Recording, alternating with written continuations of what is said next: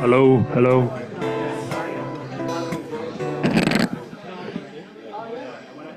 Good evening, everyone. How's that? How's the sound? Is that okay? All right. I don't think there's anybody else outside. I've got a huge speech here.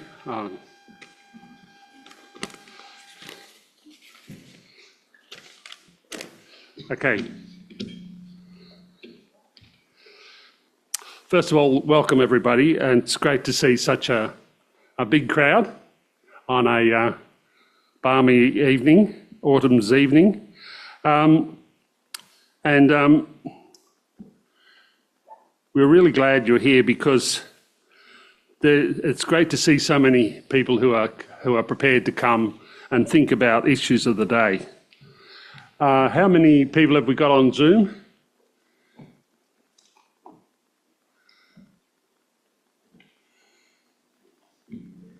So, can you find out, please, Patrick? All right. We need to acknowledge that we stand on land that was taken just as violently as land is being taken in Gaza at the moment. We're acknowledging that we are standing on stolen land, the land of the Gadigal people of the Eora Nation, and we pay our respects to their elders past and present. My name is Dennis Doherty, and I'm a member of the Communist Party of Australia, and I'm your MC for the night. This night is a joint venture of the Communist Party of Australia and Red Spark, and both groups warmly welcome you all.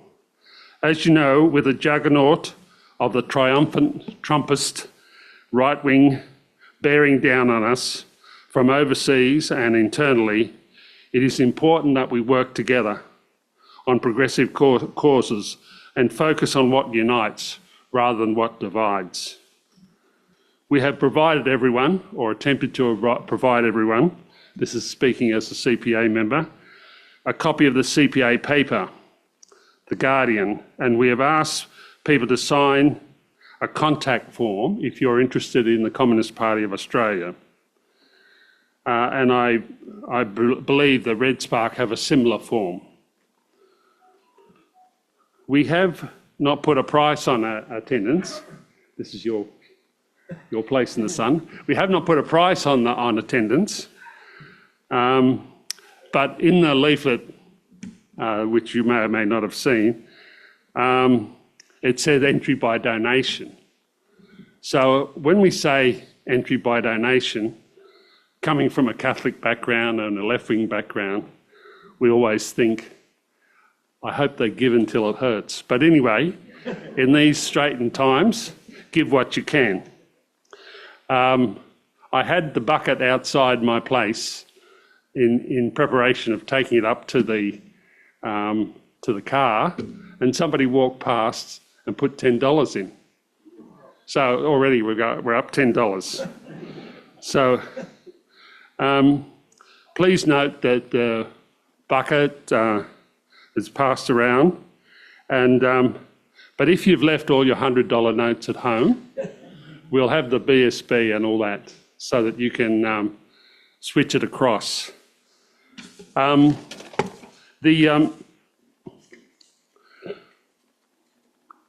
been trying not to wear my glasses so I don't look so severe, but anyway, I'll have to give up. The funds raised here will be divided equally between the two organisations. If you are on Zoom, you can transfer your money now, and we'll have that information on the screen shortly. I recently attended a packed function in the Glebe Town Hall about how to make the Palestine-Gaza issue stick in the federal election. There were many magnificent speeches on the situation, but at the end of the night, people were saying, yes, but what do we do? We'll have an answer for that later. Of course, the main event here is the presence of VJ, and we wish to warmly welcome you once again to Sydney. I was here at the launch of your book on Cuba and was deeply inspired with his presentation, so I'm sure you'll enjoy it. But first, as many of you know, first, as many of you know, the CPA has lost a great campaigner, worker, enthusiast for, first of all, women's rights, Cuba and Venezuela and Palestine more recently. She doggedly stood outside the US consulate or the town hall on a picket for many years.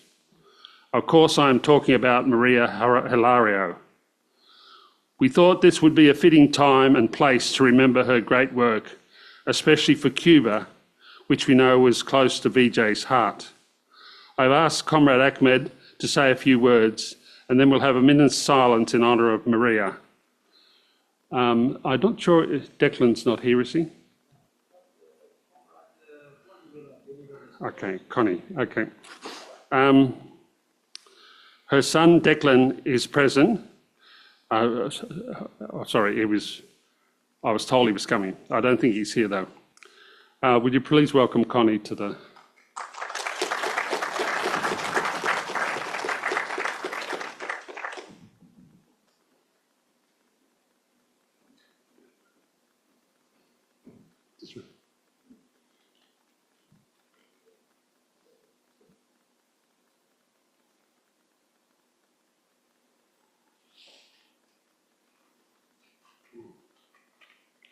How do I go back?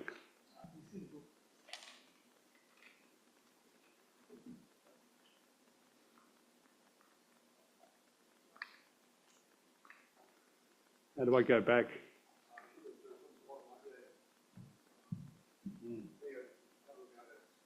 Oh, right. Sorry.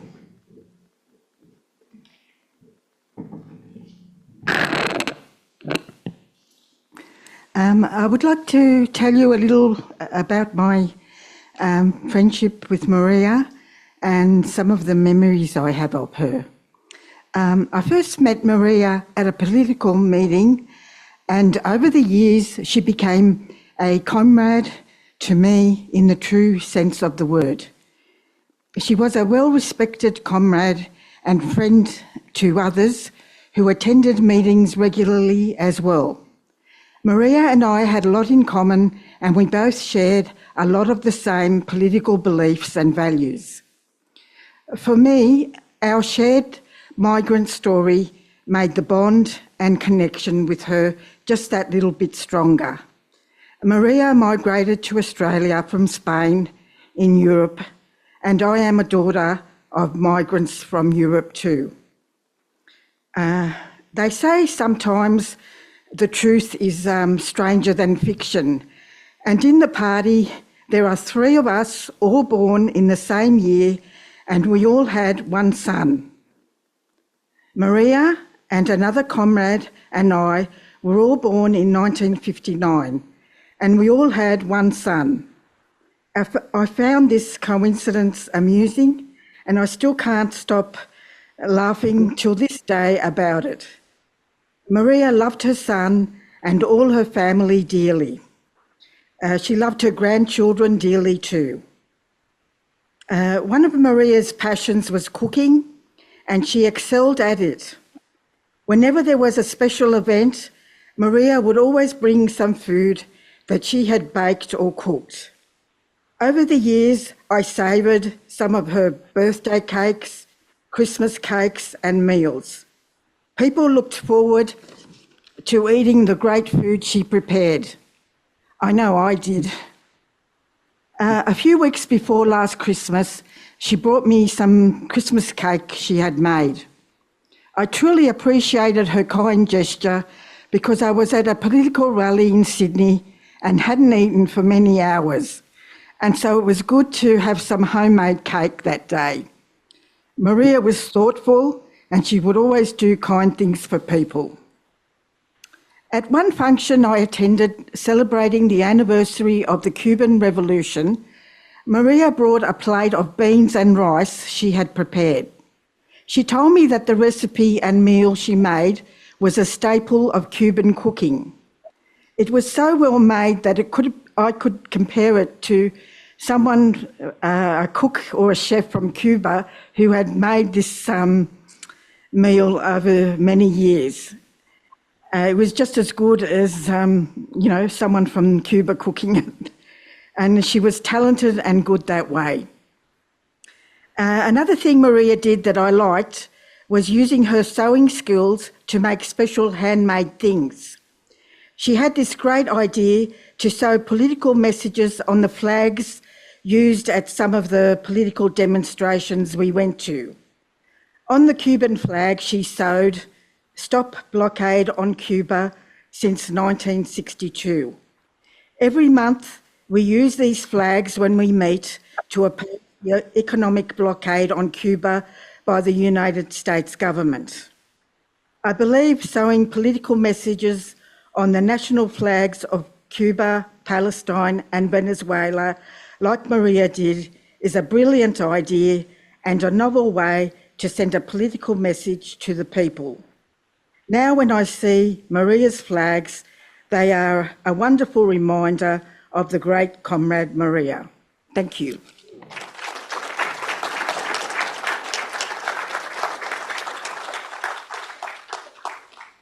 Comrades and friends, we'll have a minute's silence for Maria. Would everyone mind?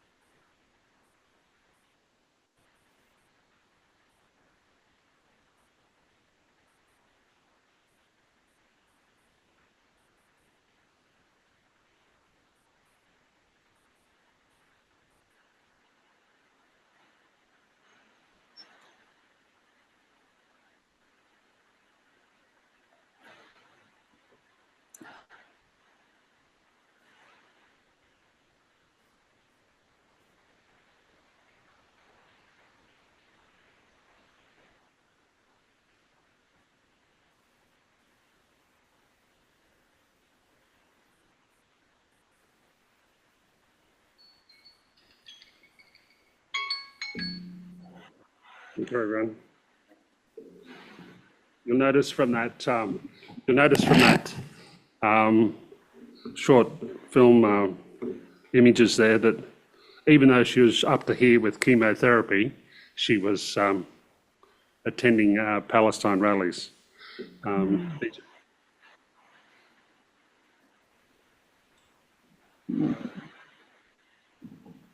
I wanted to actually take advantage of this moment for Maria to present the Communist Party of Australia with a book of essays written by the Communist Party of India Marxists former General Secretary who died late last year, Sitaram Yechuri, who had been to Australia actually about 5 years ago and was a really important person in our political world.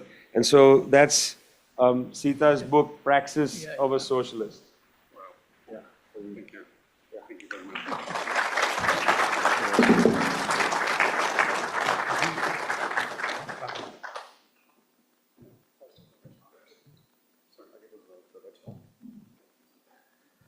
G'day, friends and comrades. So I'm representing Red Spark.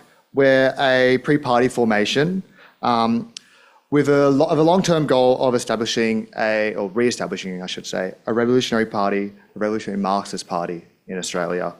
We recognise that for Australia's far left, we need to be organised, we need to lead the working class to overthrow the capitalist society we live in and to create a social society in its place. All of our structures and our actions are designed around achieving this goal.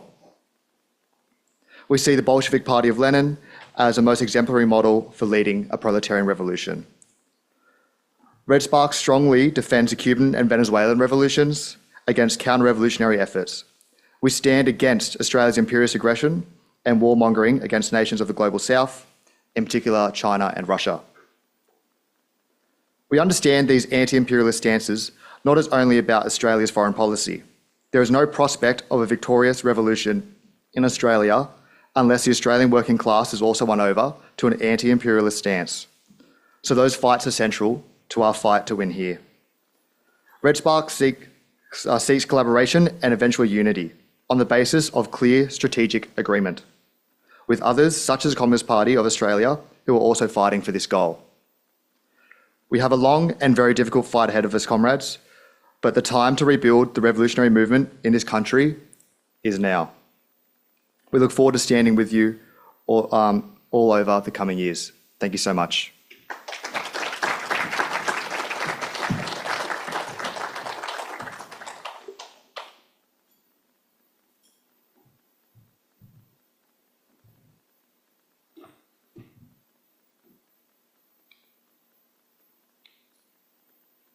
Okay, so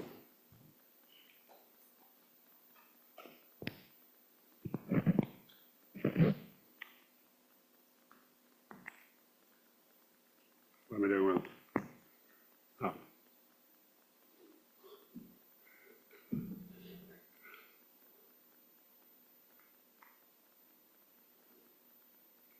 Okay.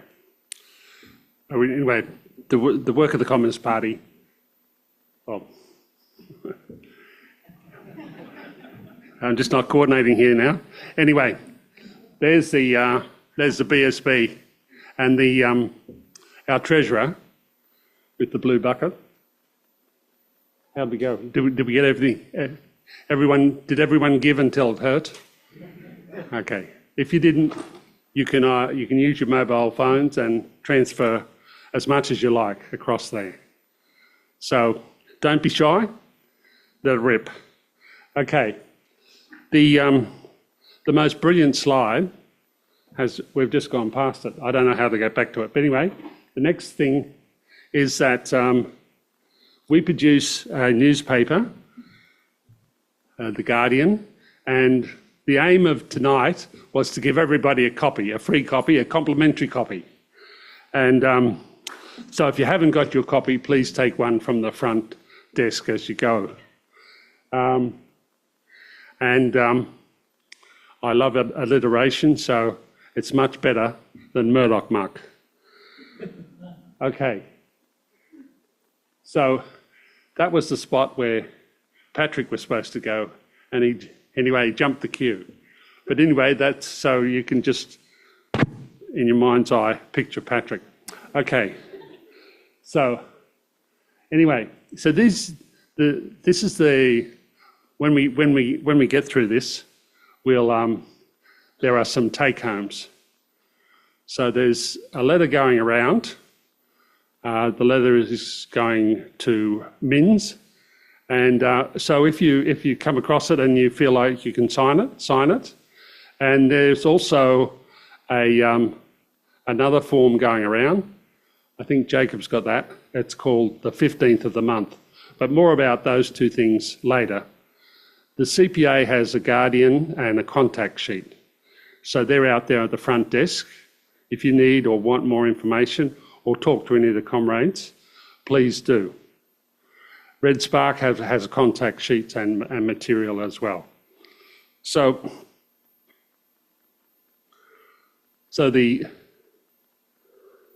that's too far down the track. Okay, so see if I can get to where I was supposed to be. It's working.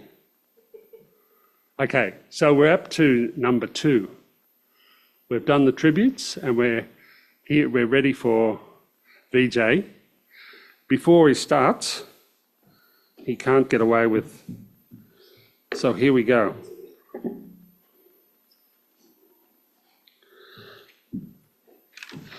During VJ's address, there will be several folders being passed around for your perusal. If you agree with the sentiment, sign the letters or the contact sheets. If not, pass on to the next person.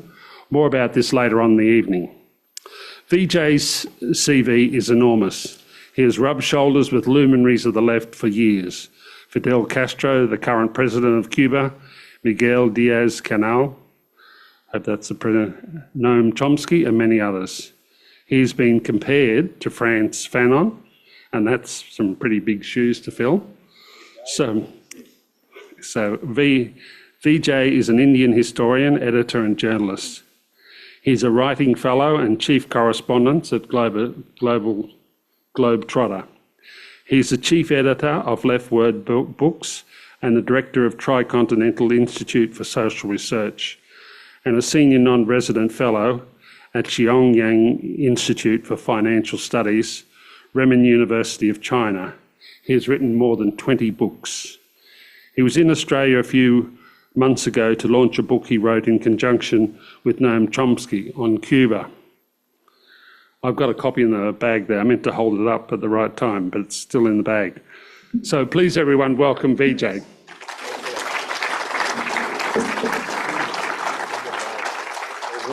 Okay. 45 minutes. Okay, thanks a lot. I was going to look in Dennis's bag for the book, but then I decided it's too difficult. Well, Rachel, you can win your election. That's something you can do, and that would be a good thing, because then you can go to wherever this is for and fight them for Palestine and against AUKUS and whatnot. Yeah? So get ahead with it. Get to work. Yeah? People before profit. That's a good idea. That's a novel idea. Yeah? I'd like to see a flyer that says profit before people. I don't think I've ever seen a flyer that said profit before people. But that would be funny. You know, the candidates that are running against you, you should make flyers for them. Profit before people. Yeah? We always use this slogan, but in fact, the sting is on the other way. Yeah, anyway. Profit before people. So I just got here from the People's Republic of China, and I visited the city of, well, there it is. Yeah. Thanks for being alive, People's Republic of China. I visited the city of Shenyang, which is just under 2 hours outside Beijing, and it is incredible. The government decided to do two things. One is Beijing is too congested, and so they said non-capital functions can move to the new city. They'll build high-speed rail, takes 90 minutes on the train once it's done from the center of Beijing to Shenyang. They built hospitals, schools, tech centers, some university facilities. Doctors, party doctors, wake up at 4 in the morning in Beijing in their homes, get on a bus and get to work in Shenyang's hospitals so that this new city will have from the beginning the best doctors. And I visited a few hospitals and met the doctors. Public hospitals in China, better than the private hospitals in Santiago, Chile, where I live. And I would therefore guess better than most private hospitals around the world.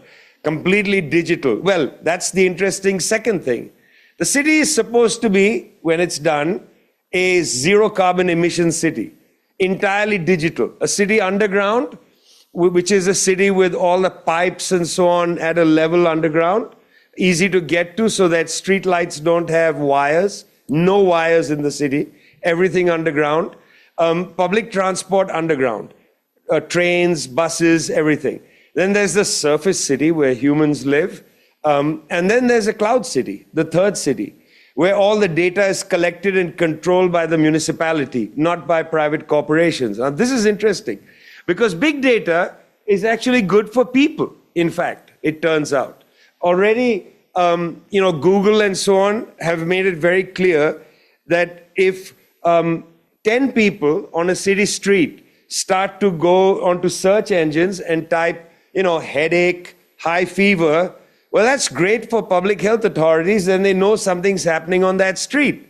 Big data is useful. But big data controlled by a private company means a private company commodifies information for its own use. So a private company will show up on that street and start selling, acetaminophen and so on. But for a public entity, this is important because if they think, well, that shows signs of a contagion, they can take care of it. Big data is very useful for all kinds of things. If, for instance, the subway trains are running over capacity, then it's possible to run another train on that line to clear the congestion. If you have big data, you can make real-time decisions like that.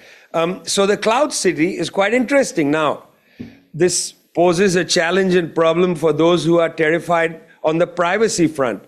But it's interesting. I don't have any problem when it comes to big data if it's being collected in a democratic public process. I have a problem when private companies collect my data. For instance, Chinese cities, there are cameras everywhere.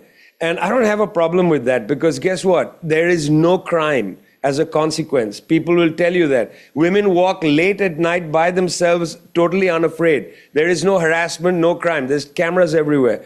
So privacy advocates, I understand. You're living in an imperialist country, you worry that the camera's following you. That if you're going to a meeting, they are, seeing where you're going and so on. In this case, what most people say is that they are made safe by the cameras. I'm going to give you an example in a minute of what I mean. There was a study done by a group from the right, a right-wing think tank in Europe. One of the board members of this right-wing think tank is Anders Fogh Rasmussen, former General Secretary of NATO, not a man of the left, not even a liberal, really. And the research institute is not a liberal research institute. It's one of these democracy institutes that believes that democracy is effectively what you see in the West and everybody else is totalitarian. Well, this institute conducted mass surveys around the world of what people think of as democracy. And they asked people in the United States, in European countries, Australia, they asked the Chinese, what do you think of democracy? And a series of associated questions. The survey was published about a month ago. In the United States, tellingly, about 50% of those surveyed said that they don't live in a democracy, about 50%. I think that's a pretty fair number because both the Democrats and the Republicans have been maligning the electoral system. People just don't feel like they live in a democracy because in the United States, democracy means the elections. And people just don't feel like the electoral system, both from the right and from the centrist liberals, they don't feel like the system works for them. So 50% of the people, roughly, said we don't live in a democracy. Now, they asked the Chinese. If you read the New York Times or you read the Murdoch press in Australia or I don't know, anywhere around these sort of settler colonial countries, you'll discover that China is fundamentally an authoritarian country, if you read this sort of press. But if you talk to the Chinese, as this survey did, they came up with a very interesting finding. Because of the Chinese that they surveyed, 80% said they lived in a democracy. And this might be a surprise to lots of people, that 80% of the Chinese think they live in a democracy. If you talk to real living Chinese people, and not just a phantom of the Chinese, China is going to invade Australia. If you talk to real Chinese people, they will tell you they feel free in their country. They can walk around as they walk the streets of the major cities, Beijing, Shanghai, Wuhan, Chongqing, you go into the interior.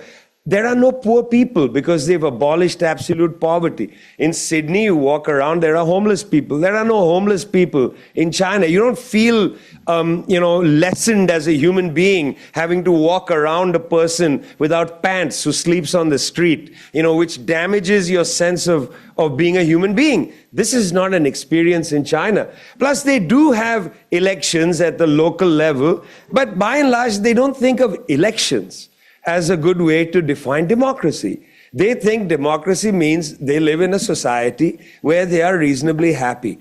There was a survey done by Harvard University Press, which asked the Chinese people, are you happy with your government? And close to 90% of people said that they are happy with their form of government and with the current government of Xi Jinping.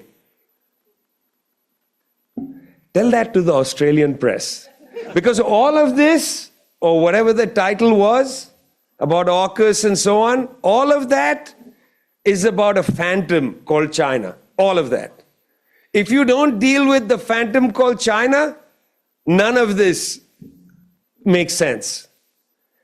It's all about a place called China, which doesn't exist on the planet Earth. There is no China, which is the referent to which Anthony Albanese and the press refers.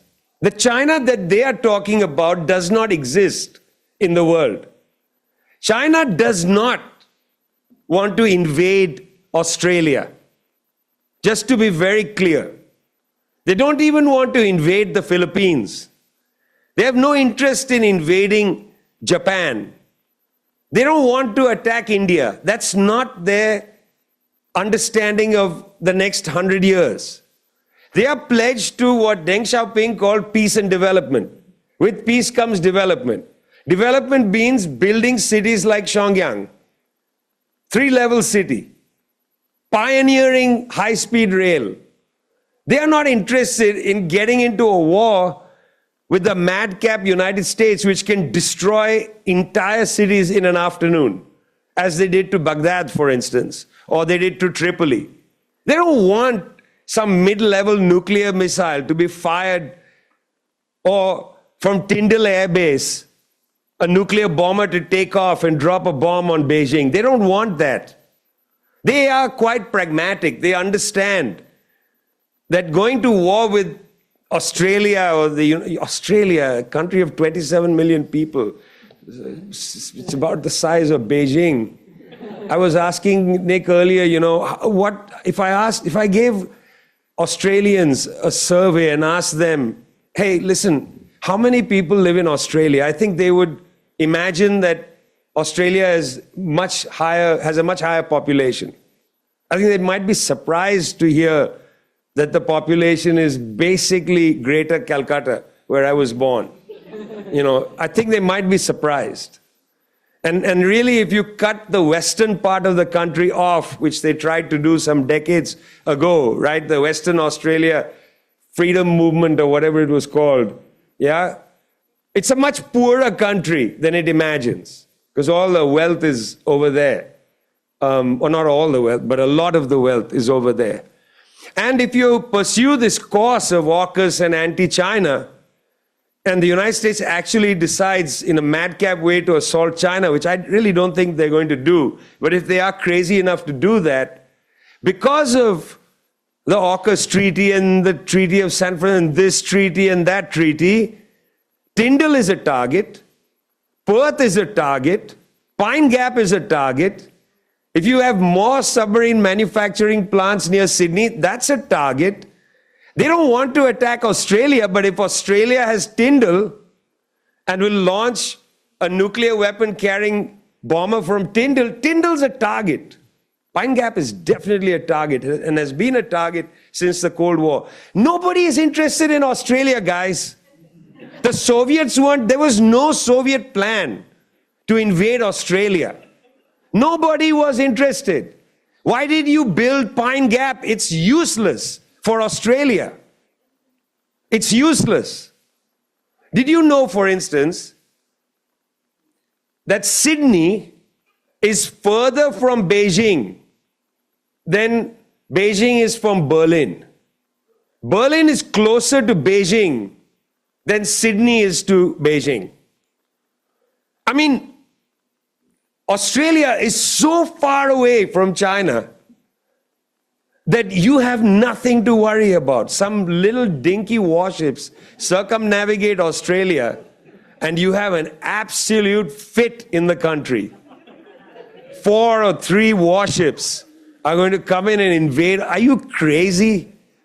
I mean, you have US military all over, crawling around this continent. Crawling. We don't even know where they are, because the Australian government says everything's secret. Rachel, you get elected to wherever the hell you're getting elected, they're not going to share a thing with you, because you'll be a security risk. Elected officials are deemed security risk. We met Clinton Fernandez, one of the most brilliant Australians. He says, it's insane. This whole project is insane. Okay, I just want you to think about this again. How many of you knew that Berlin is closer to Beijing than Sydney? one person. Geography is interesting. It's really fascinating. And the thing is that given Trump, and I'm going to come back to Trump at some length in a minute, you have all these ex-Australian right-wing people coming out now against AUKUS. You got to be very careful. Malcolm Turnbull, Paul Keating, Bob Carr, your former foreign minister, all ex, by the way, all ex, come out against AUKUS, but not really against the US domination of Australian foreign policy. Not really against the US domination of Australian foreign policy, because Bob Carr's statement is important. He said that AUKUS is I'm quoting him now, okay? He said, AUKUS is a colossal surrender of Australian sovereignty. AUKUS is a colossal surrender of Australian sovereignty. AUKUS is a colossal surrender. It's not that Australia, since 1951, has surrendered its sovereignty to the United States. That's the more accurate statement. Neither Turnbull nor Keating nor Carr, in their very strong critiques of AUKUS, and I'm very glad to see these, these men of the right come out publicly and denounce AUKUS. 360 billion Australian and perhaps more, yeah? Huge amount of money. Sounds so much more in Australian dollars, which is the way to say it. To translate it into US dollars makes no sense. 360 billion Australian dollars. So much money. And probably that's a deflated number. Yeah? Keating, Turnbull, Carr, they're out there against AUKUS. Good for them. Writing, talking. I heard Turnbull, he's a funny guy on a podcast. He's a really funny guy. Yeah, making some really funny statements. But it's really interesting. All these guys, when they're in government, they don't say anything. They don't resign. Nobody from Albanese's government of any high rank is going to resign on this. They don't make dissident statements and then wait to be fired. Because that's really courage. This is not really courage. I mean, to have Paul Keating make a statement is almost like an old guy needing relevance. But I'm glad they're out there against AUKUS. But I want you to understand that they are also misleading you, because they're focusing attention on AUKUS and not on the architecture of the Australian surrender of its sovereignty to the United States. A colossal surrender of sovereignty. You don't have a foreign policy. And I think you need to have one. Make Australia great again. Have your own foreign policy. Stand up and speak for yourselves. You used to have ungreat Britain speak for you, and then the United States. There's not been a moment in Australian history after the colony. There's not been a moment in your history when you've had an independent foreign policy. And I got this from Clinton Fernandez's book, which shows decisively Australia's interventions against its own interests time after time. Was it really necessary? And I know I'm just treading on some extremely sensitive nationalist toes. Was it necessary to go and fight in Gallipoli? What national interest did that serve for Australia? What national interest did it serve for Australian troops to fight in the Malay emergency? Brutal war. Why did Australia have to fight against the Vietnamese liberation movement? Why did those soldiers go there?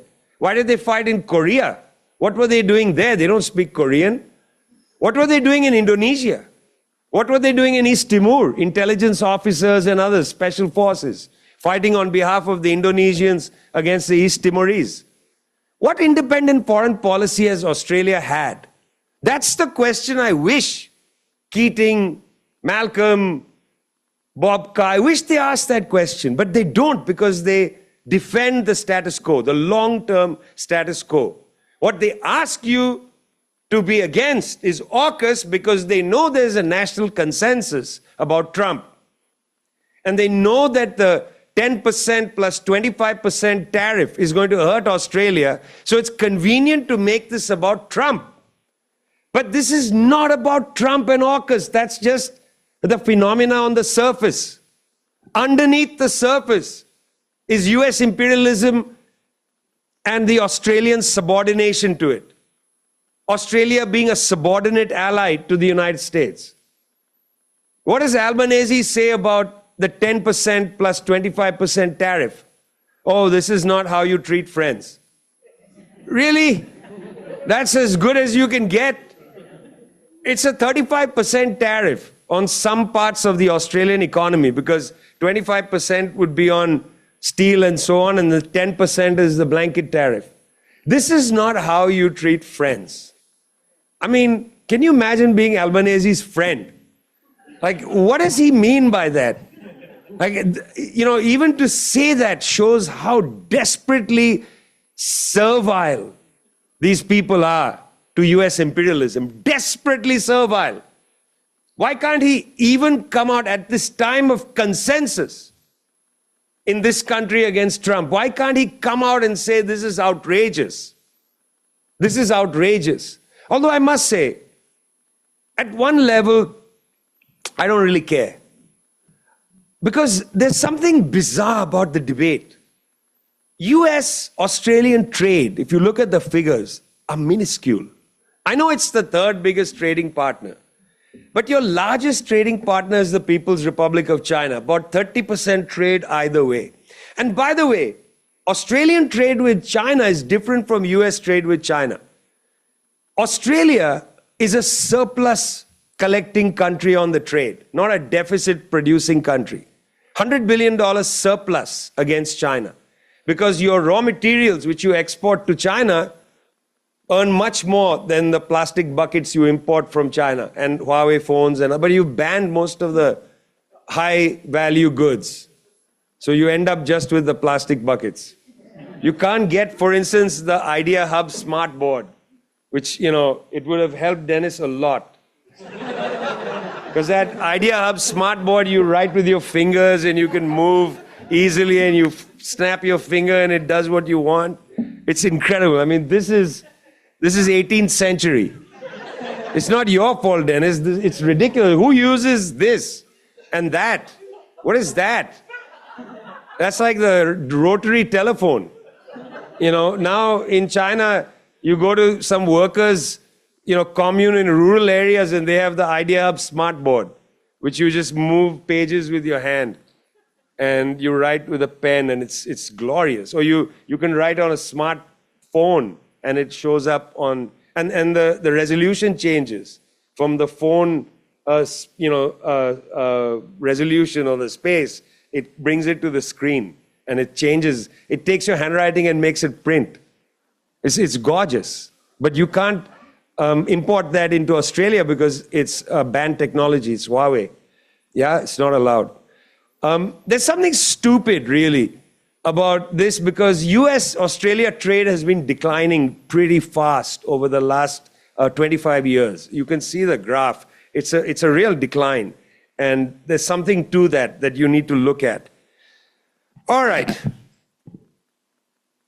Trump.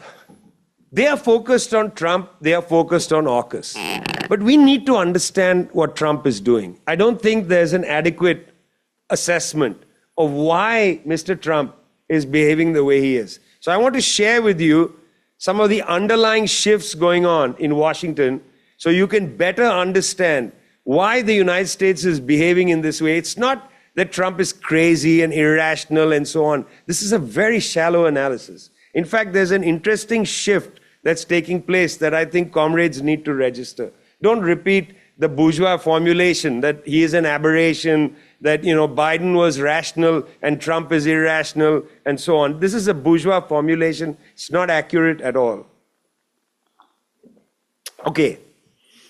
What's interesting is, from the collapse of the USSR until this second Trump administration, US foreign policy was dominated by effectively right-wing idealists. These were people, and if you don't know what an idealist is, US political science when it studies foreign policy, has two different schools, the realists and the idealists. Henry Kissinger, for instance, was a realist. The idealists are those who believe that America, the United States, is founded on a set of great ideas. For instance, democracy. 50% say it's not a democracy, but it's a great idea.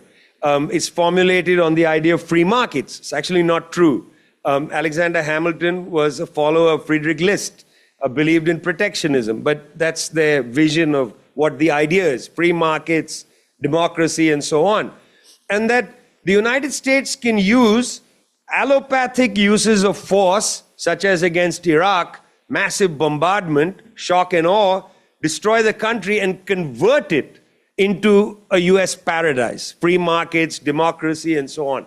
So one section thought you can use allopathic uses of violence, huge uses of violence, and you can create a country into the image of the United States. The other section of the idealists believe you should use homeopathic doses of violence, whether through sanctions or through small bombings or assassinations and so on, and get rid of the forces arrayed against you, and then create a country in the image of the United States. So what united the various flanks of the idealists was that you can create the world to look like the United States. That was effectively the policy from 1991, the Clinton administration, to the end of the Biden administration.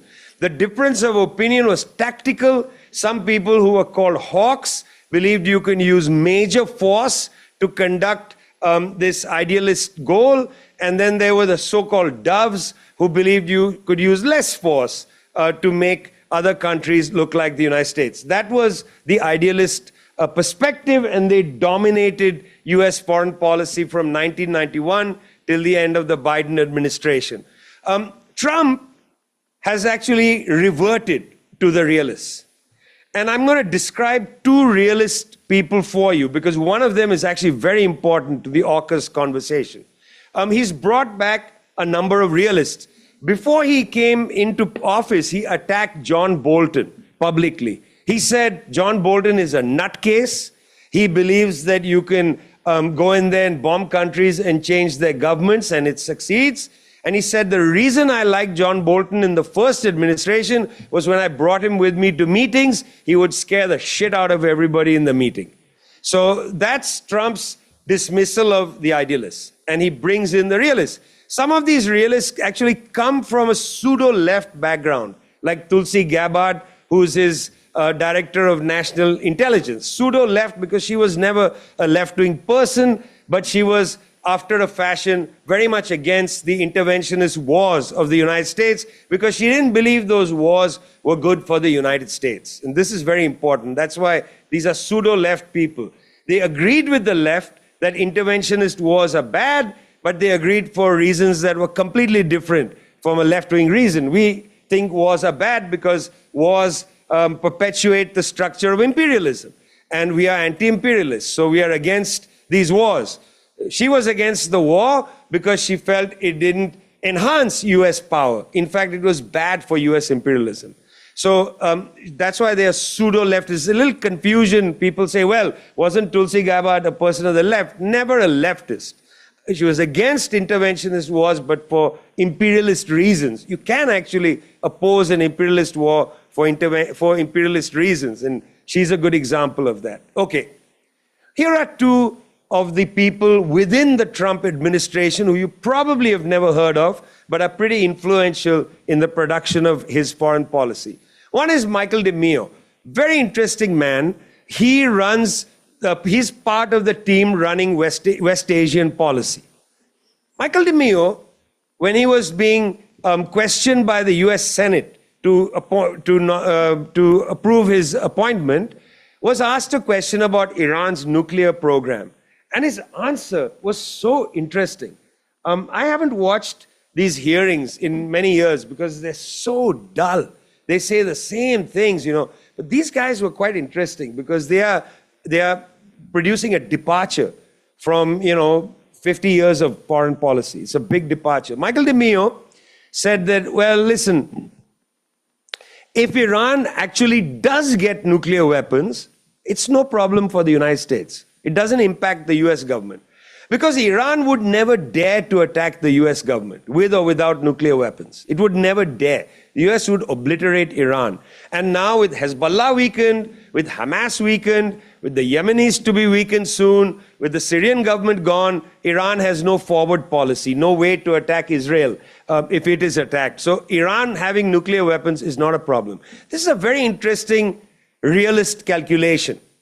That a realist here says, if this country has nuclear weapons, it's of no consequence to us. Just as if North Korea has nuclear weapons, doesn't matter. They will never dare to attack the United States. So why should we spend hundreds of billions of dollars trying to prevent them from getting something which is of absolutely no concern to us? Wow, it's a big departure from US foreign policy. That was Michael DeMeo. And more interesting and important for you is the other appointment. He's number 3 in the US Defense Department. But in fact, is probably one of the smartest people in the Defense Department. Certainly smarter than Hegseth, who's the Defense Secretary, who's an idiot, you know. But this guy's name is Elbridge Colby, known to his friends as Bridge, because he comes from that New England aristocracy. Elbridge. I mean, who names their kid Elbridge? Yeah, and then calls him Bridge. Hey, Bridge, you know, are we playing polo today or whatever?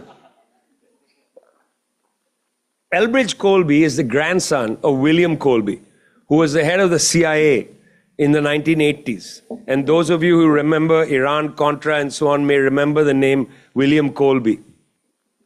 Bridge is very interesting. He wrote a book for Yale University Press. I think it was published early last year, which is a fascinating defense of the realist perspective in general.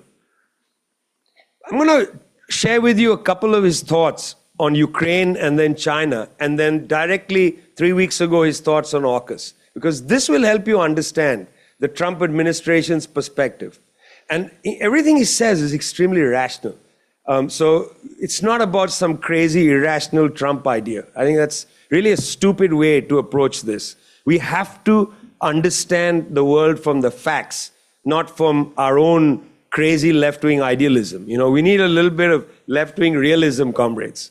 Okay, there's a little too much left-wing idealism in the international left. Okay, we need to have a little more hard-boiled, realistic perspective on the world. And I'm afraid there's also a little too much left-wing moralism, which goes beyond the facts. I think there needs to be more attention to the facts in our time, rather than, you know, to want to be have a better position than the next person on Twitter and so on. Adherence to the facts, which was Lenin's mandate to us. Lenin sitting up there toward the back, looking so good, Abdullah, so good, as the Lenin of our moment. Yeah, looking so good. Okay. Here's what Colby understands. Colby says, Ukraine is a useless war because Ukraine has absolutely no advantage to the United States. Absolutely useless war. The Russians need to shut the war down. If they're going to have to keep the eastern sections, keep the eastern sections. If they want to keep Crimea, keep Crimea. Ukraine has to calm down. There is no winnable agenda here. The West can't win against Russia. What do we want? As Trump yelled at Zelensky, do you want to start World War III? What's the end game? You know, the French can't fight themselves. You know, what's Britain going to assemble? Dad's army? I mean, none of the kids in Britain, heavily tattooed and pierced, are going to want to go and fight in some godforsaken hellhole in order on Keir Starmer's, you know. I mean, how many people join the military unless compelled to for class purposes? Which middle-class kid is going to sign up to fight for Keir Starmer or for Emmanuel Macron? You know, Germany apparently has 3 days of fighting ability. 3 days.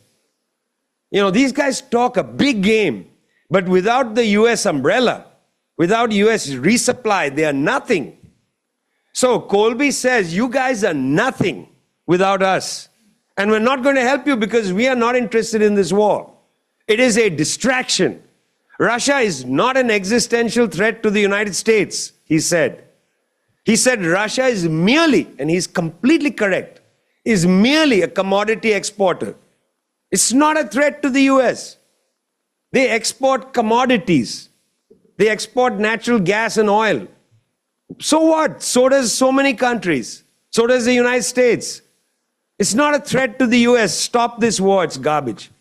Plus, within the racist section of the Trump administration, the hardcore white supremacists, they have an idea that Russia, in fact, is peopled by whites, even though Slavs, and peopled by whites who are Christians, even though Orthodox, and they hate homosexuals as much as the right wing in the United States, and they hate the woke agenda of transgender, this, that, and the other, and that right wing in Russia can be peeled off from Russia's alliance with China, and that the United States can find common cause with these people against the real threat, which is China. I'm coming back to that later. So Colby says, and quite correctly, that Russia is not a threat. I agree with him. Russia can't threaten anybody. Yeltsin destroyed that country from 1991 till Putin in 2007 said we're renationalizing oil and natural gas. They just gave everything away on the orders of the United States. In 1996, Yeltsin lost the election. The KPRF, the communists, won the election. The United States intervened to make sure Putin was re-elected. Don't talk to me about this. This was a cover story in Time magazine. Time magazine had a cover story, how the Americans intervened to make sure the KPRF, that Zyuganov didn't become the president of Russia in 96. The Russian communists could have come back in 1996, democratically elected, because Yeltsin was such shit from 91 to 96, drunk, falling off stage, all of that. Putin renationalizes oil and natural gas, but that's not a big deal. This country is not a threat to the US. That's what Colby says. Number one. So this whole overture to Russia to end the war in Ukraine isn't some Russian scheme cocked up by some money paid or some tape that, I don't know, sex tape, Trump pissing on somebody. It's not that. They have an argument which actually makes sense to me. If you're the United States, it's not worthwhile to spend hundreds of billions of dollars on an unwinnable, stupid war. Make a deal, stop the damn war. That's the perspective. I agree with them. Yes, I said this somewhere and somebody said, oh, so now you're a Trump supporter. No, idiot. I think the war is stupid. Just because you agree on something, I'm sure he eats breakfast, so do I. That doesn't make me a Trump supporter. That's dumb, yeah? I think he's a right-wing fascist. But he's right on this, and Colby has an argument for it. Then Colby turns around and says the real threat is China. And that's where things get interesting. Because this administration, realistically and correctly, I agree with them, has figured out that China is the actual threat to the United States. But what is the nature of the Chinese threat? And this is what the Australians don't understand. Or I don't mean you, I mean them. Albanese and down that section. Or at least they're not talking about it in public, yeah? When I say, they may understand it in a secret briefing, but what they're telling you is garbage. In fact, interestingly, and here's the statistic, I published this a few weeks ago in a tricontinental newsletter, and you can subscribe to the newsletters online, thetricontinental.org. This newsletter referred to the Australian Strategic Policy Institute, established by the Australian government in 2001, funded by the Australian military. It's a think tank, yeah?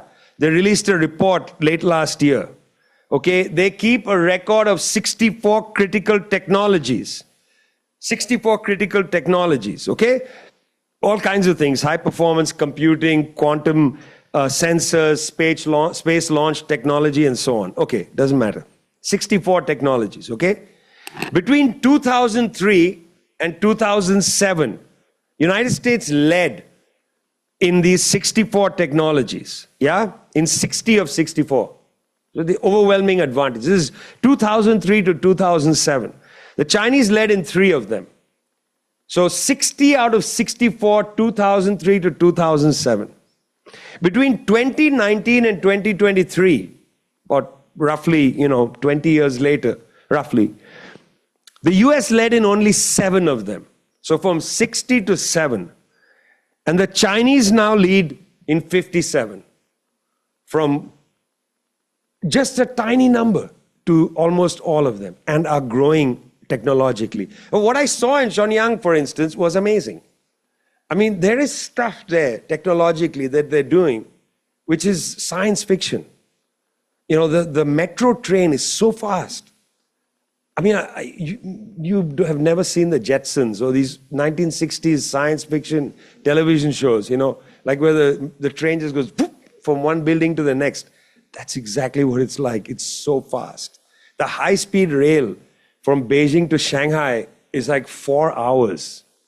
Last time I was here, I was in Canberra, and I said how stupid it was. Remember, Nick? We had to take the bus from Sydney to Canberra, the biggest city to the capital. It's the stupidest thing I've done in years. We took the bus. There's no train, no high-speed rail. It would have been like 40-minute journey. Boom, Chinese train, yeah? Amazing. Canberra to Melbourne. Imagine I'd come here and I'd watch the test in Melbourne, go up to Brisbane, watch the next test, third test in Sydney, and then maybe fly to Perth. And then write about it in The Guardian, which, needs to really publish all my cricket columns. Publishing one column is not enough, yeah? The last column was called The Yorkers of Shamar Joseph, about how this young guy from Guyana destroyed Australia. And the Australians were like, oh my God, he got Travis Head was out for a duck both innings. Second time, he didn't even see the ball. He later said he didn't see the ball coming. Shamar Joseph's so amazing. If there was high-speed rail, you would have a democratic country, more democratic feeling. And let me explain this quickly. In China, during the Spring Festival is the largest internal mass migration in history. Okay, 100 million people plus move to go see their families for the spring. With high-speed rail, even lowered income people can go home because it's affordable. And they can go home in 6 hours, 7 hours, so on, where it would have otherwise taken 5 days with a steam locomotive. So the Chinese are making these extraordinary advances. That was the Australian Strategic Policy Institute, funded by the Australian military. In other words, the Australian government knows that China has an enormous technological advantage over the United States. And that's an enormous threat to the US. The US economy relies on rent-seeking firms that have a technological advantage over firms everywhere else in the world. But these rent-seeking firms no longer have those technical advantages. Apple has very few technical advantages over Huawei. Okay, most engineering that is happening now, whether it's with magnets or with, like computerization and so on, the advantage is with Chinese firms. And many of them are state-owned enterprises. And this is a serious threat to the US economy. When Obama started the pivot to Asia, they began to understand the emergence of the threat in 2011. And then by the time Trump came in his first term, it was very clear that this was a serious problem. And Trump started the tariff and trade war against China. The banning of Huawei deepens. Pressure on the Europeans not to use Huawei. Pressure on Australia, New Zealand not to use Huawei. They were using imperialist pressure, extra economic force, to damage the Chinese economy, preventing China from importing chips from Taiwan, preventing China from importing other materials necessary for the Chinese high-tech development, preventing China from buying technology from Japan, and so on. They wanted to fatally damage China's rise technologically. Xi Jinping, at the same time, President of China, gave a speech saying China is moving from this generation of industry to advancing what he called new quality productive forces. This is the new word in China. This phrase is the new phrase. It's everywhere. It's used everywhere. You talk to low-level officials, mid-level officials, they all talk about enhancing new quality productive forces. Went into a party office of the Chinese Communist Party in a small town in Hebei province. And in this province, in this party office, there were these giant ATM type kiosks where the peasantry, it's a rural area, can come in, put their ID number in, and they can print out land documents. They don't have to go online or anything. It's done in this kiosk. This kiosk prints legal land documents. These are advancing the new quality productive forces. You don't want a farmer to have to go to a big city, spend the whole day. You have to hire somebody to help you. Which desk shall I go to? Who do I need to bribe? All of that is gone. They want to use technology to basically ease quality of life for people. New quality productive. I thought, my God, imagine if this machine was in Sydney. Like for you to get government legal documents at an ATM machine. You know, I don't believe in Luddism. If machines help make life easier, let people have more leisure. You know, I don't believe that if a machine displaces your job, it's bad for you. What's bad for you is we have a crap distribution of the benefits of mechanization. You know, we want to work 4-hour days, so we have more leisure, more time to fight to change the world, to have these kind of debates, discussions. People don't come to these because they have long work days, they're tired, there's no daycare, they have, you know, some problem at home, an elderly family member needs them. There's no social support. It's difficult to get to political meetings. It's difficult to politicize people because the structure of society is broken. These countries don't have a society anymore. They have people living in families trying to survive. Social bonds are totally broken. The Chinese Revolution is trying to revive society. The less time people spend doing crap things like going to get some deed, the more time they can spend at local meetings, have discussions and so on, of which there is a lot. Every time I spoke anywhere in China, there would be huge numbers of people coming. Peasants and others would come to listen to what's happening in different parts of the world. Why? Because they have the time for it. Time is what we're fighting for. We're not fighting for wages. You know, the goal of building socialism isn't to have higher wages. That's the goal of capitalism. In socialism, we fight for time. We fight to control our time. We fight to build a society. We want social bonds to be strengthened. We want much more leisure time to think and breathe and so on. And so that is the kind of thing that they are doing there, which is a direct existential threat to the United States. Yeah, 5 minutes more. China is a threat. China is a threat. It's a threat to the US political economy. But rather than deal with that threat economically, in other words, use more of their own savings to build the new productive forces in the US, which they can't do. Biden couldn't pass an infrastructure bill in the US. Rather than contest the Chinese economically, produce idea boards from American companies, they want to use military force to subordinate the Chinese and prevent them from development. And the Chinese see this as the third opium war. This is the third opium war. This is an attempt by the United States to bring China back into the century of humiliation. They will not surrender. They will continue to develop their new productive forces and they will defend themselves. They will defend themselves. They are not going to surrender.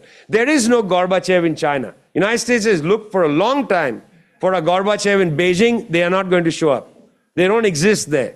The party is extremely careful about all that nonsense. It's not going to happen. Australia is making a fatal error. Neither is the economic and technological rise of Australia hampered or hindered by Chinese technological and economic rise, because Australia is not building the new quality productive forces. Face it, guys. You don't have Australian apps that are anything other than shadow apps coming from elsewhere. What is the Australian TikTok? Is there an Australian TikTok? Is there an Australian drive share app? Is there an Australian pay app? I mean, there are no technological breakthroughs or few technological breakthroughs coming from your development is basically like Russia's development. You are a seller of commodities, and that too primary commodities. That's what Australia is. That's what it has been, and that's what China is not a threat to that. China, in fact, is your largest market. Secondly, China is not a military threat to Australia. They have never indicated any interest in attacking Australia. So it is sort of stupid to actually spend any money on defense, which is geared towards a so-called Chinese threat. You want to go to 2% of your GDP or 2.02%, as Albanese has said, that's up to you. But don't make the calculation based on an invasion by the Chinese. Now there's another number being floated about. Richard Marles, your fabulous defense secretary, wants to go to 2.4% of GDP by 2033, $100 billion more. That's actually 1/3 of the conservative price for AUKUS. There was a conversation about 5% of GDP. Now, interestingly, this is the same conversation in Europe. Australia needs to defend itself because the US is no longer reliable. But I want you to start a conversation in your country. Defend itself from whom? Who is your biggest threat? The biggest threat to Australia are the mining companies. The biggest threat to Australia is your own bourgeoisie. The biggest threat to Australia is not China. Why would a country that benefits from trade with Australia attack Australia? Why do Australian military ships need to patrol waters which are carrying ships with goods from China and back? Why would the Chinese attack ships coming to China with Australian goods or ships coming from China to Australia with Chinese goods? It is totally bloody illogical. And yet, stupid Australian military ships join the United States in freedom of navigation operations. Why? That discussion needs to be had in this country. This is not just about AUKUS. This is not just about 2.02 or 2.3% of GDP. This is about you being a subordinate ally of the United States, a slavish ally of the United States. This is you copying all the contradictions of European foreign policy. Has there ever been an Australian foreign policy? In fact, is there really something called Australia? Thanks a lot.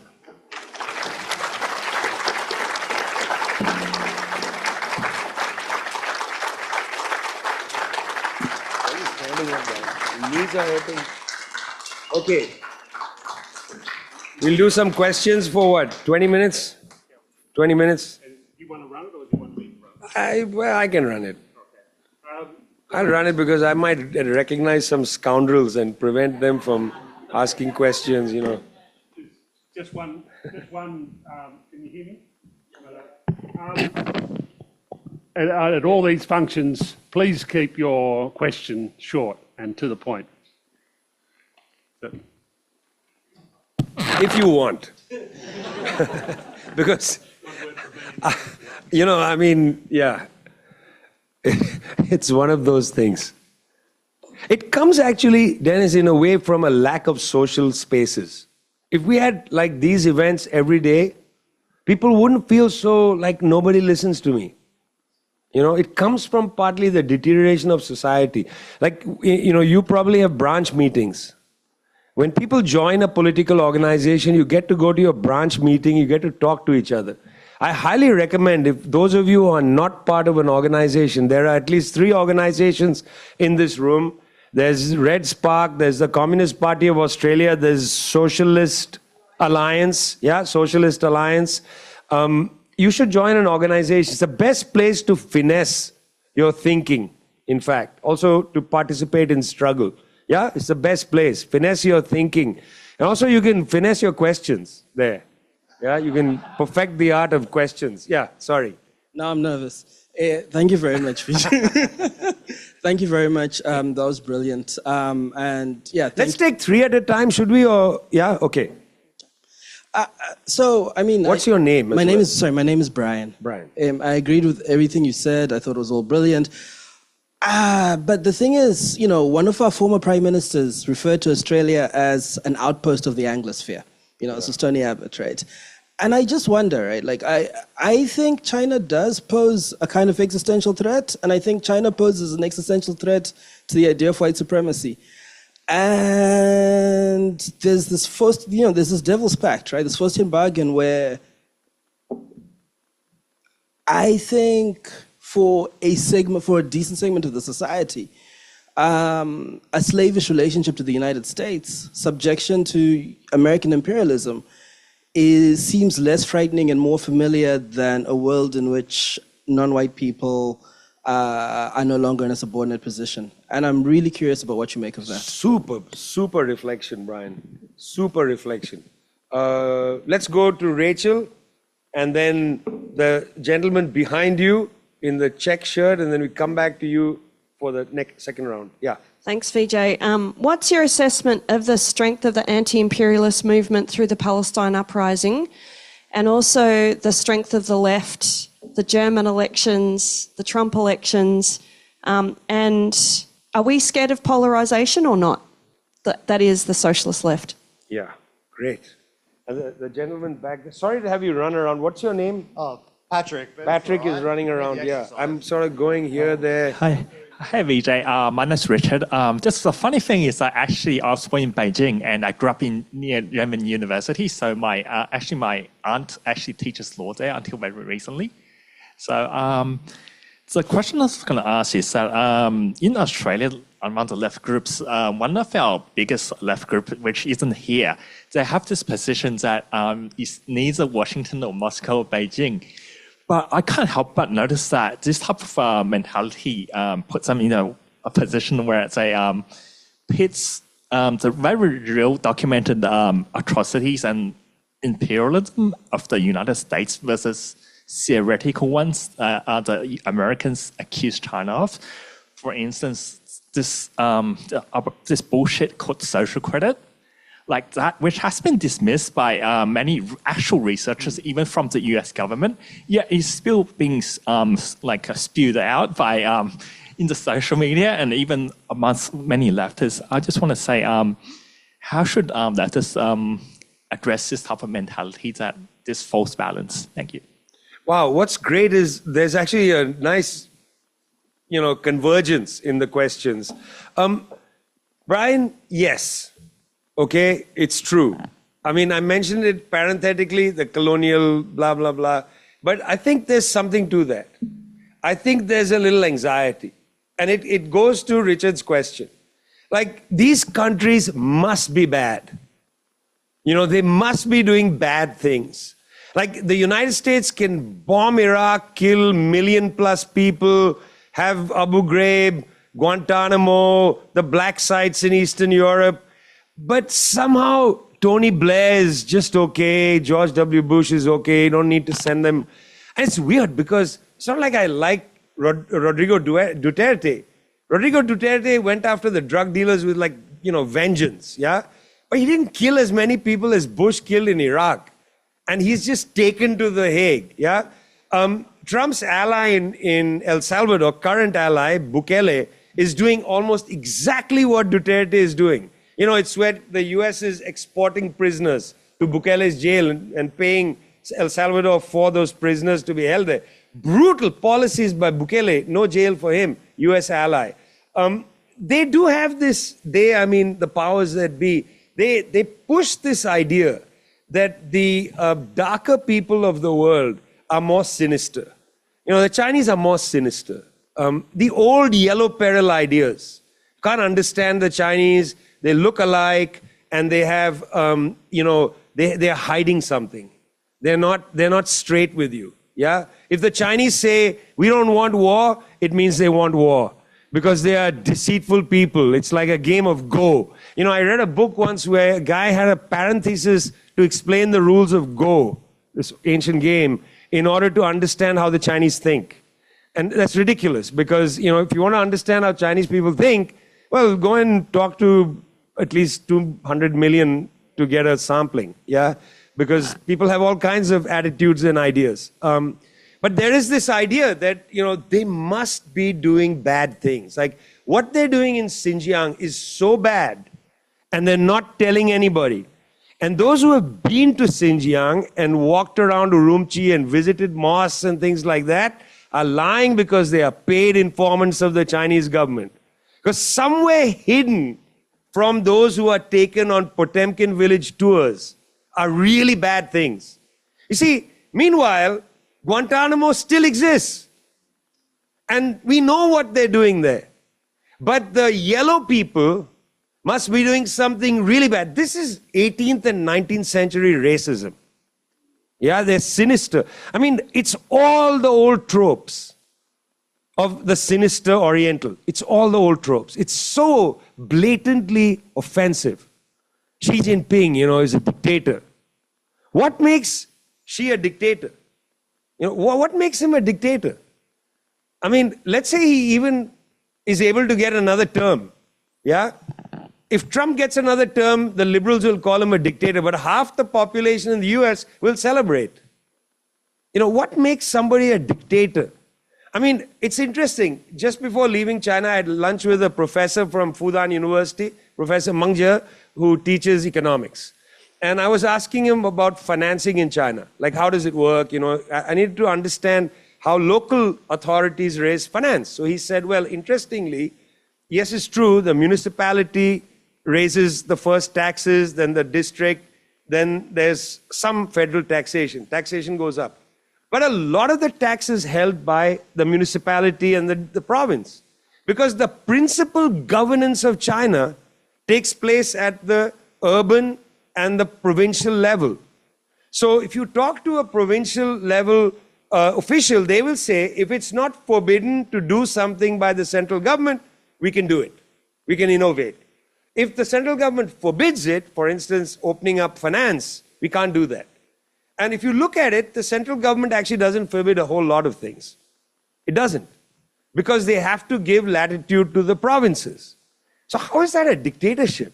That might be a democracy you don't understand, but it's not the same as a dictatorship. It's its own thing. It's their own kind of democracy. Majority of Chinese people seem to be okay with it. Most of those who are yelling and screaming about China being horrible haven't lived in China for 150 years. They've been part of the long-term Chinese diaspora in the United States, in Europe, in Australia, and so on. Or they left China in the 1970s. They turned their back and went away. So, okay, you say people in China can't speak out because it's authoritarian. That's a weird thing. Okay, because people in China speak out all the time. I did tons of events where people are critical of things and so on. It happens all the time. But people are respectful. It's a different world. And it's not just China. A lot of old world countries, when an elder is on the stage, people just don't stand up and say, you're an asshole. People don't talk like that. Yeah, that's how we talk. We are unruly people. Yeah? But imagine if you go to, I don't know, Uganda, and a professor is on the stage, you can't just yell and scream at them. I mean, that's just not the way. These are old countries with old established traditions. It's not authoritarian, it's dumb, yeah? So I think some of this anxiety about these barbarians taking over the world is in play. It is in play. How can the barbarians have authority in the world?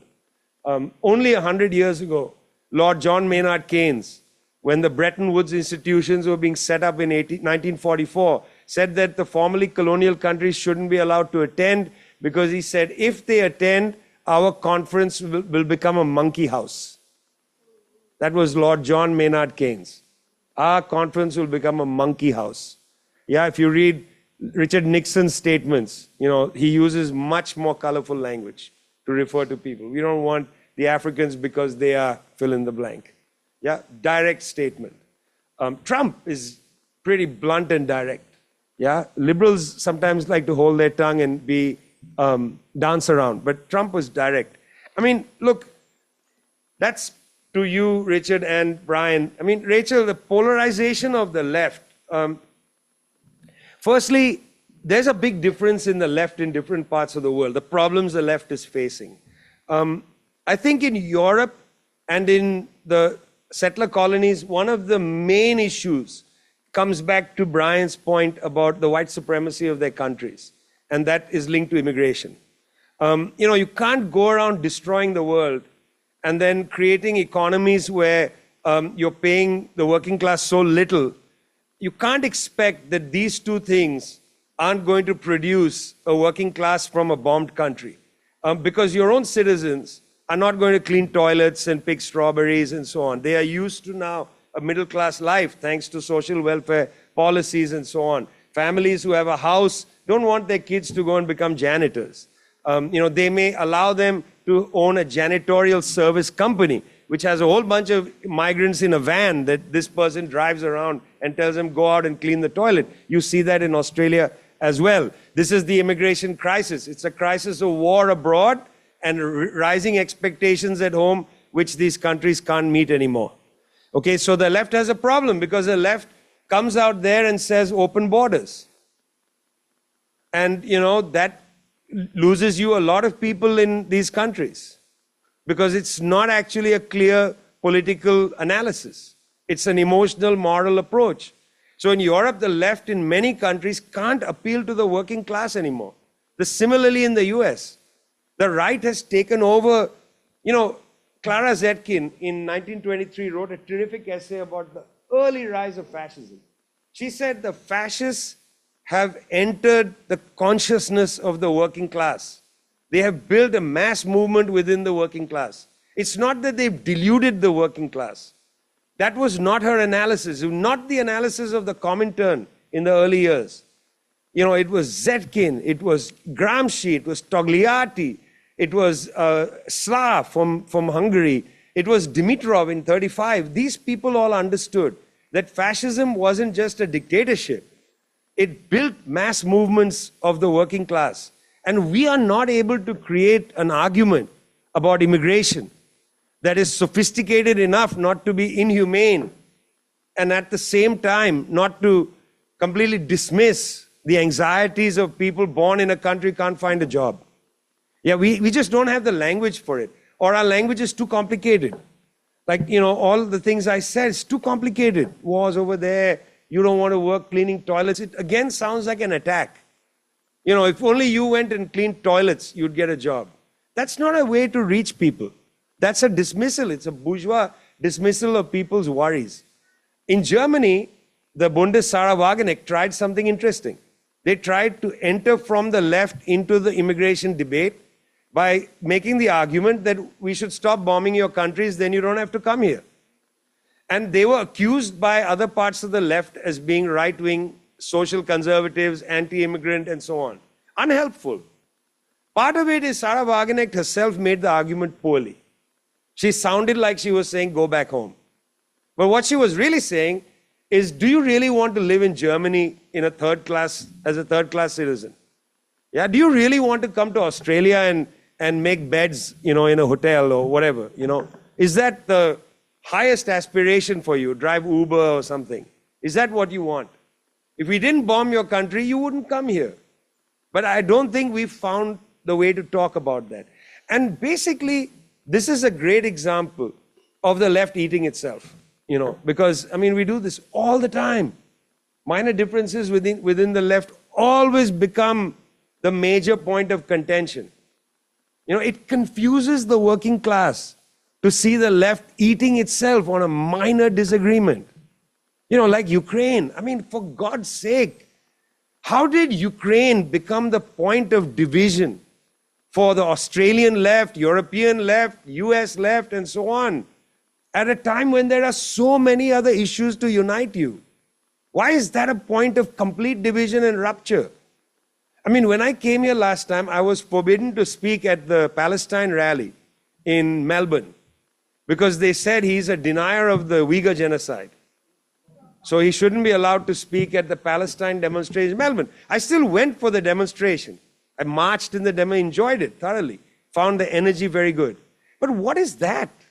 How does that make sense? That becomes the point of division. You know, it's moralistic politics. Somebody says, I disagree with him, he's a genocide denier. And others says, well, in solidarity with our comrade, in allyship, I hate that word. In allyship, what word is a liberal NGO word? In allyship with my comrade, I'm going to, you know, there's no struggling with your comrade. Whatever somebody says, I don't like this, okay, we agree with you. Because you are here and struggle with us. So we'll just dismiss something, you know, we don't know anything about. And we don't give the person a chance to talk about it. So, you know, nobody asked me, like, what's your actual position on the Uyghur genocide? You know, why? But they just said, no, he can't speak here. That, we're eating us. I'm not saying I would have made a big difference, okay? I'm not saying that. But on the other hand, it's dumb. It's just a small example of the dumbness. Let's get 3 more. In the front row first, and then we go back to him in the black shirt, so I keep you running. And then this 2 black shirts, all the team of the black shirts. I have that shirt, by the way. Yeah. Kia ora, Vijay. I'm Liz Remiswell from Aotearoa, New Zealand. And I'm also very involved with World Beyond War, a global peace organisation network, as well as a Pacific Peace Network. And I've worked a lot with IPAN as well. Loving hearing you speak in the flesh. And I want to focus on the Indo-Pacific or Asia-Pacific aspect. By the way, Aotearoa did stand up to the United States in 1985, and we wouldn't let the warships, US warships, come in too. Very good. Because that was they 1985. Yeah. Yeah, I know we're pretty weak since then. Sorry. And we got kicked out of ANZUS, which was great as well. Yeah. But now we're just as bad as anyone else, I'm ashamed to say. Indo-Pacific, and it's picking up a little bit about some of the other questions earlier. In terms of China, a lot of you hear people saying, oh, you know, China's investing huge in infrastructure and so on, development in many, many countries, and especially Pacifica countries and so on. And as you mentioned, this is looked at with suspicion, as opposed to, and a lot of people saying, oh, that they're creating huge debts that these countries are going to have to pay back. I'd like your interpretation of that, please. Yes, okay, great. Black shirt 1, black shirt 2. Saying black shirt is a really weird thing, but I don't mean it in that way, okay? I know all of you are very smart politically. Yeah. Thanks for talking to us tonight. In the coming decades, there's going to be a lot... What's your name? Oh, Mitchell. Mitchell. Yes. In the coming decades, there's going to be a lot of refugees fleeing the climate crisis. It seems likely that the global south is going to look towards China for leadership. How is China planning to respond to this situation? Very good question. Okay, and then this Indonesian friend here. My name's Andy. China 2025, it's amazing, and the people are really proud of their country. But I remember in 2003, my idea of China was smog-filled cities, low-paid workers. But I'm embarrassed that I had to wait until successful China was there before I started supporting China. I'm just wondering if you could comment on if you had a journey in terms of supporting China, as in were you supporting China in 2003? Because I'm embarrassed that it was only just recently. Yeah. 2003 was a long time ago, so take it easy. Yeah, I mean, it's not such a shameful thing. It's 22 years ago. There are some 22-year-olds here. Yeah, so, well, I published a book in 2014 called The Poorer Nations, in which there was a section called Neoliberalism with Chinese Characteristics. But I didn't actually, the section wasn't about that. It was a little bit of a critique of David Harvey, who wrote a book about neoliberalism where he made sweeping accusations. I did, however, wonder about the privatization of healthcare and the direction of opening up, which was allowing more capitalist visibility. You see, China is a people's republic, right? They didn't declare it as a socialist republic. It's a socialist project with a socialist process, but they've been very cautious. They've allowed, since 1949, capitalists to operate, but they haven't allowed capitalists to become a class. Capitalists are not a class in China. I mean, this is something it's hard to explain to people who are not from a Marxist background. The difference between people belonging to a certain socio-economic position, but not being able to form a group of that position. You know, in a sense, in Australia, you have workers, but you don't really have a working class. You have unions that exist still, but large millions of workers are probably not unionized. And they don't really form the working class. Because you can be a working class, you can be in the working class, you can be, you know, the class in itself, Marxist category, the class in itself, you can be in the working class, but you're not for itself. You're not a working class organized. It's not, the class for itself, for Marx, wasn't just about consciousness. It was also about forming class institutions. This was much better elaborated by Lenin in What Is to Be Done. You can have a class consciousness which can go into trade unionism and economism. But a class that's actually for itself has to be a class that is organized. In the same way in China, in reverse, you have capitalists, but they don't form a class for themselves. They are not, there's no capitalist class. So in the 1990s, it appeared that the capitalists were beginning to organize themselves and assert themselves into state power. Then in 2014, the country takes a decided left turn. That's what you are probably seeing. When Xi comes to authority in 2014, he pulls the country to the left. Even though of the 100 million members of the Communist Party, he doesn't have a majority. The majority of the Communist Party is not of the left. That is to say, within the Communist Party. They're not of the right, but they are more reformist than, say, the camp led by Xi, the section led by Xi. Xi made a very good alliance with patriotic elements in the country and drove a left agenda in the country, which included smashing the attempt by capitalists to form a class, such as telling Jack Ma to go back to school. He took him and said, go to a house over there and read my first volume of On Governance and study it and see what happens, yeah? He basically disassembled the attempt by the capitalists to form a class. He also said, and correctly, that the world financial crisis of 2007 has really disabled the economy of the capitalist countries. And so China cannot rely on the United States, Europe, and countries like that as markets. China has to pivot away from there. And so he pushed the Belt and Road, or then One Belt, One Road. And he pushes into BRICS deeper. He leans into BRICS. Hu Jintao enters BRICS, but she pushes harder into that process. Pushes harder on Russian-Chinese trade because of the big border.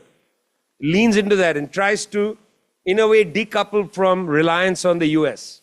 So China's break and, in a way, deepening of the socialist agenda, including abolishment of absolute poverty, comes under Xi. So it's no surprise that you, in 2003, had a certain opinion, and then in recent decades have a different opinion. Because, in fact, China has moved. And that's something I should say to people, is that China is not a, historyless place. It is not the Orient with no history. Just, some sort of emperors. Yeah? From this dynasty to that dynasty to the communist dynasty. This is not a communist dynasty. The presidents of China have politics. The Communist Party of China is rife with different political opinions. There is not one. If you go, I taught this last semester at Tsinghua University. Most of the departments, the faculty are neoliberal. I was teaching all this Marxist stuff, the faculty members used to roll their eyes at me. And this is within China. Yeah, I would meet the faculty at the School of Marxism and they would be like, please come back and teach here next time, because you'll have a better time than the economics department. Where they're all basically Harvard University oriented neoliberals. That's China. People have a completely wrong opinion of this very complicated country, okay? So Andy, that's where I would go with you. I mean, this issue of the climate refugees, there's a lot of problems with the Chinese revolution. One of them is a problem that all revolutions face. The primary task of a revolutionary when they conduct a revolution is to solve the problems of their own people. That's the primary task. It's a national task. The Soviets had this problem, the Chinese have this problem, the Cubans have this problem. Cubans were different in one respect. Because the island is so small and they were attacked so quickly by the United States, Fidel Castro made the correct assessment that Cuba could not put the Cuban nation ahead of internationalism. Without international solidarity, the Cuban revolution would be suffocated. So they put internationalism ahead of the national question, but not necessarily to subordinate the question of the national rights of the Cuban people, but because they thought that was the only way for the revolution to survive. You understand what I'm saying? But China has 1.4 billion people. So the needs of the Chinese people are primary. And internationalism is secondary. It was the same with the Soviets. Yeah, the Soviet Union very quickly assembled the Comintern in 1919, 1.5 years after the revolution, less than 1.5 years. It was an incredible thing to do. But that's because they understood that if revolution didn't spread, they would be suffocated. Yeah, but soon they realized they had to build up their military because they were going to be attacked. Stalin made an assessment. That was his disagreement with Bukharin. Bukharin argued that this was the path to economic development. Bukharin was correct, but so was Stalin. Because Bukharin's entire economic agenda relied on low military spending. It relied on the idea that peace would allow the Soviet Union to develop. He was right in his economic assessment, but Stalin was correct in his political assessment that if we don't accelerate industrialization and build those damn tanks, when they invade us, we will be crushed. Stalin's view prevails because they succeeded in defending the Soviet Union in World War II, and they also liberated the extermination camps of the Nazis. A newsletter I'll publish in a couple of weeks is on Buchenwald. I think it's next week. The anniversary of the liberation of Buchenwald, which is one of the camps which was liberated by the communists within the camps. And after the fall of the DDR, West German historians came and rewrote the history. Said it was Patton's army that liberated the camp, and the communists didn't. But it was in fact the KPD and also the Social Democrats in an alliance that liberated Buchenwald. But Auschwitz, all these camps were liberated by the Red Army. Bukharin, if he had prevailed, that would not have happened.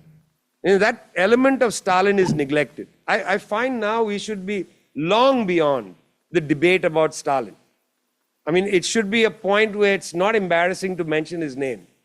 You know, it's so ridiculous, generation after generation, accusing people of being Stalinist. It makes no sense today. Today we have to look at these things historiographically, assess them rationally and properly, not through the ideological lens of the Cold War. It's dumb. It's a waste of energy. Yeah, those battles are over. We should bury them.